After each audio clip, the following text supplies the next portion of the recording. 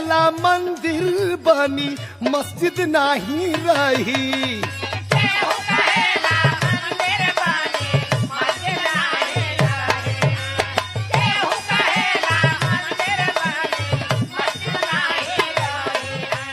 के कर मन गलती भैया के कर मनवा बासही।